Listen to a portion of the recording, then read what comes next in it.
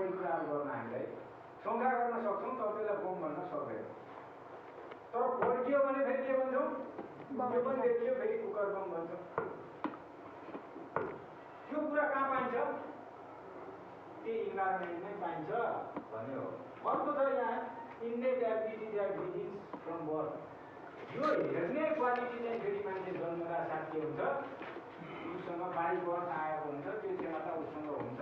Innate भनेको by birth, जन्मिँदैखेरि नै इन्भाइरोमेन्टको अर्थ लाउने क्षमता मान्छेको दिमागमा हुन्छ है, पहिल्यैदेखि नै। त्यहाँदेखि लाउँछ नि मान्छेले अर्थ लाउँछ, गलत पनि हुनसक्छ, सही पनि हुनसक्छ होइन। बच्चाले पनि अर्थ लाउँछ, मम्मी आएको थाहा पाउँदैन। त्यो जति सानो बच्चा भए पनि मम्मीको काख र अरूको काखमा के अर्थ त्यसले थाहा पाउँछ। त्यसको मेन्टल मेमोरी कम भयो भने दुईवटा मेमोरी हुन्छ भने एउटा मेन्टल मेमोरी हुन्छ, अर्को के हुन्छ? एउटा मसल मेमोरी भन्ने हुन्छ है। गर्नुपर्छ भन्ने त थाहा छ, तर हाम्रा कोड जिब्रोहरू त्यसरी घुम्दैनन् किनभने यिनीहरूलाई ट्रेनिङ त्यो भएकै छैन नि। हामीलाई नेपाली बोल्ने ट्रेनिङ छ, हामीलाई कर्णालीको भाषा बोल्ने ट्रेनिङ छ, इङ्ग्लिस बोल्ने के छैन? ट्रेनिङ छैन। दिमागमा थाहा छ फेरि यो वर्डलाई यसरी गर्नुपर्ने भन्ने, तर बोल्ने बेलामा के हुन्छ? किनभने मसल मेमोरी छैन, ओठले त्यो थाहा पाएको छैन, जिब्रोले थाहा पाएको छैन। दिमागमा त छ नि हामीले यसरी बोल्नुपर्छ, तर हामी बोल्ने बेलामा अनि अरू के भन्छन्? हाँस्छन्। किनभने हाम्रा यो भोकल कर्ड्सहरू भनौँ न, यी भोकल अर्ग्यान्सहरू त्यो अनुसार के हुँदैनन्? हुँदैनन्, किन त्यसलाई तालिमै दिएको छैन हामीले। त्यसले यहाँ पनि के हुन्छ? बच्चाहरू पनि के छन्? त्यो पनि मसल मेमोरी हो। अरूले छोयो भने भन्दा पनि मम्मीले छोयो भने थाहा पाइहाल्छन् तिनीहरू, सुतेकै भयो भने मम्मीको काख र अरूको काख के हो थाहा पाउँछन्। त्यो कुरा चाहिँ जन्मजातमै आएको हुन्छ। ओके, यो कुरो बुझ्यो? इकोलोजिकल थ्योरी थाहा छ? इकोलोजिकल थ्योरी भनेको के हुन्छ? यो डाइरेक्ट पर्सेप्सन हो, हरेक कुरा इकोलोजीमै पाइन्छ। इकोलोजी भन्दाखेरि इन्भाइरोमेन्टमै हो, इन्भाइरोमेन्टमा पाइन्छ, वस्तुमा पाइन्छ, त्यसकै आधारमा के गरिन्छ? मिनिङ लगाइन्छ। अर्को यो कन्स्ट्रक्टिभ थ्योरी है, त्यो कन्स्ट्रक्टिभिजम भन्ने पनि पढ्नुपर्छ पछि। सायद यो रिसर्च कहिले पढाइ गरियो थाहा छैन है। Research the paradigms of research methodology भन्ने पढ्नुपर्छ अब पछि आउँदा। त्यसमा के छ भने एउटा कन्स्ट्रक्टिभिजम भन्ने छ। Meanings are not fixed, not absolute, meanings are created, meanings are constructed by the human भन्ने छ। सत्य भन्ने कुरा के हो? अर्थ भन्ने कुरा के हो? यो मान्छेले निर्माण गर्ने कुरा हो। यो अब्सोल्युट भन्ने केही पनि छैन।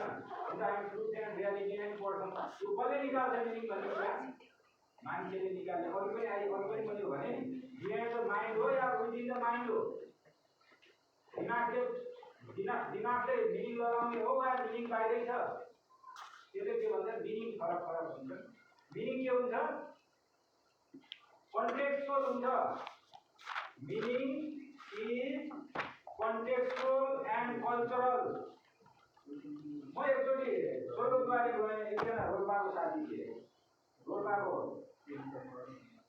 जीविसको सचिव थिए। तिनी गए त्यहाँ भनेपछि तिमीले के भन्यो भने त्यहाँ एउटा के थियो, यो उहाँको चेला हो, उहाँको गुरुको चेला हो भने पहिला गुरुको बारेमा भन्दा अविवाहित थिए भने, अनि लास्टमा फेरि गुरुको चेला भने म सुदूरपश्चिमको मान्छे, चेला भनेको त्यतातिर छोरालाई पनि चेला भन्छ नि। मैले दिमागमा के आयो भने त म पढाएको छु चेला भने त विद्यार्थीका बुद्धका चेलाहरू मैले पढाएको छ, तर दिमागमा टक्क के आयो भने बिहे नभएको मान्छेको चेला कसरी भयो भन्ने दिमागमा आयो। अनि मैले त्यहाँ सोधेँ उसलाई, होइन किन उहाँ अनम्यारिड भनेपछि कसरी चाहिँ उसको बच्चाहरू भयो भन्ने सोधिहालेँ। पछि उसले के भने सरको उतापट्टि यसो भन्छन्, पछि यसो भन्छन्, तर यहाँ चेला भने विद्यार्थी हो भने क्या मलाई त्यो पनि थाहा छ। फेरि बुद्धका चेला भने बुद्धका छोराछोरी त होइन नि, यहाँ विद्यार्थीलाई चेला भन्छन् मैले पनि थाहा छ।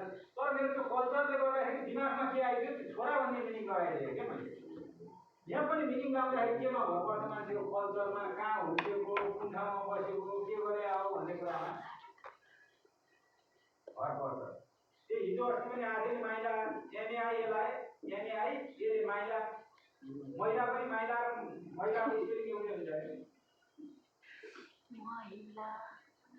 किनभने एआईले सोध्दाखेरि चाहिँ माइला भने उसले महिला बुझ्नु पर्यो माइला धेरै होला लोकल कुरा होला त्यसले पनि नबुझ्ने होला ओके यसमा के छ भने number 1 both incoming sensory information and primary knowledge अघि के थियो इनकमिङ इन्फर्मेसन मात्रै थियो के थियो बटम अफ एप्रोच थियो है इन्भाइरोमेन्टबाट डेटा लिएर मिनिङ लाग्नु थियो भने यसमा इन्भाइरोमेन्टबाट डेटा पनि आयो इन्कमिङ प्रोसेस पनि भयो अनि प्रायरी नलेज पनि भयो पहिलाको ज्ञानका आधारमा पनि के गर्यो त्यसमा जोडेर हेर्यो है रुचिराकै छैन अर्को भने के भयो अघिको इन्भाइरोमेन्टबाट इन्फर्मेसन मात्रै भयो भइहाल्थ्यो यसले के भन्यो इन्फर्मेसन प्लस आफ्नो past experience past knowledge priori knowledge ती दुईटा मिलाएर के गरिन्छ मिनिङ लगाइन्छ कुनै पनि चिजको है इन्फर्मेसन पनि आयो अनि अब कुनै इक्जाम्पल आउला दिमागमा है अर्को ब्रेन मेक्स हाइपोथेसिस अर इन्फरेन्सेस दिमागले के गर्छ कुनै पनि कुरा के गर्छ कल्पना गर्दै सोध्यो हेरेपछि के होला कसो होला भन्ने हाइपोथेसिस बनाउँछ र के गर्छ अथवा इन्फरेन्सेस भने अघि हामी अनुमान गर्छ हाइपोथेसिस भने अब के हो अनुमानै गर्नु हो to interpret incomplete sensory information है यसले यहाँ तल आउँछ information similar to a scientist conducting an experiment leading to the construction of reality यसमा के गर्छ जस्तो साइन्टिस्टहरूले डेटा लिएर एक्सपेरिमेन्ट गर्छ नि त्यसै गरी मान्छेको दिमागले पनि के गर्छ डेटाहरू ल्याउँछ आफूसँग भएको नलेज पनि त्यससँग जोड्छ हाइपोथेसिस बनाउँछ अनि त्यहाँ के गर्छ एक्सपेरिमेन्ट गर्छ केका लागि टु कन्स्ट्रक्ट रियालिटी वास्तविकताको कन्स्ट्रक्ट गर्नका लागि है कन्स्ट्रक्ट भने अब विनिर्माण भन्छ निर्माण गर्ने भनौँ न जेनेरेट गर्नका लागि के गर्छ प्राप्त सूचनाहरू प्लस आफ्नो पास्ट नलेज चाहिँ मिलाएर एक्सपेरिमेन्ट गर्छ भन्ने छ अर्को छ यो टप डाउन प्रोसेस के भन्यो यहाँ एउटा शब्द छ र भनेको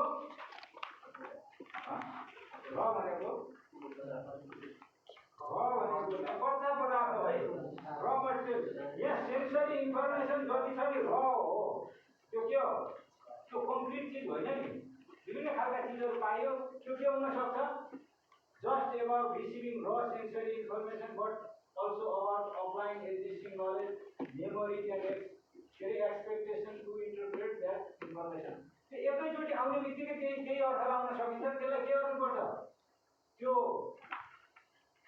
मेसिनमा हालेर प्रोसेस गरेर मात्र त्यो के हुन्छ त्यो धान ल्याउने बित्तिकै खाना मिल्छ र त्यसलाई केही प्रोसेस गरेर धेरै पकाएर यताउता गरेर सबै ठाउँमा हालेर खानु मिल्छ यहाँ पनि त्यसको अर्थ लाउनु पर्ने हुन्छ कुनै पनि र डाटाहरू दिमागले ल्यायो भन्दैमा सही हो भन्ने नहुन पनि सक्छ त्यो भित्र प्रोसेस गराएर बल्ल चिज हो भन्नु पऱ्यो क्या ती देखिएका चिजहरू हुन् कच्चा पदार्थ जस्ता हुन् त्यसलाई अच्छा माल बनाउनुको लागि के गर्नु पऱ्यो प्रोसेस गर्नु पऱ्यो त्यस्तै इन्फर्मेसनहरू पनि के हुन् कच्चा माल पदार्थ हुन् त्यसलाई हामीले दिमागमा के गर्नु पऱ्यो प्रोसेस गरेर बल्ल त्यसो के गर्नु पऱ्यो फाइनल मिनिङ निकाल्नु पऱ्यो फाइनल रियालिटी निकाल्नु पऱ्यो है प्रुफ दिए त इन्फर्मेसन भनेका के हुन् र मेटेरियलहरू हुन् त्यसलाई चाहिँ हामीले दिमागी मसिनमा चाहिँ प्रोसेस गरेर बल्ल त्यसको कम्प्लिट मिनिङ निकाल्नु पऱ्यो अर्को छ इन्कम्प्लिट सेन्सरी डेटा यतैसँग मिल्दो छ है